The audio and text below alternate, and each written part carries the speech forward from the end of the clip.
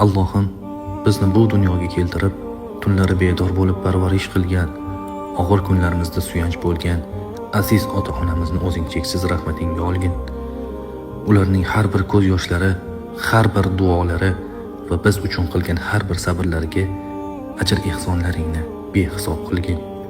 Allohim, agar ular xato qilgan bo'lsalar, o'zing mag'firat etgin.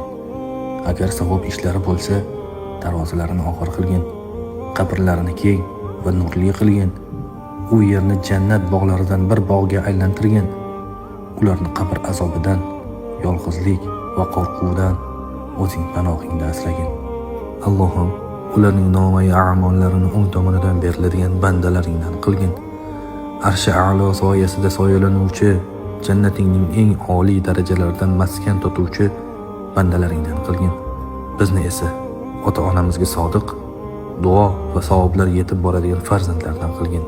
Allohim, biz tirik ekanmiz, ular uchun qilgan har bir duoyimizni qabul etgin. Biz qilgan sadaqalarimizni, yaxshiliklarimizni, Qur'on tilovatlarimizni ularning ruhlariga yetkazgin. Bizni qiyomat kuni ota-onamizdan ajratma. Allohim, ularni payg'ambarimiz Muhammad Mustafa sallallohu alayhi va sallamning shafaatlariga muyassar qilgin. Qabrlari nurga to'lsin, qalblari xotirjam bo'lsin, manzillari jannat bo'lsin.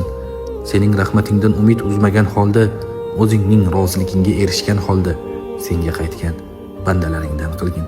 Amin ya robbal alamin.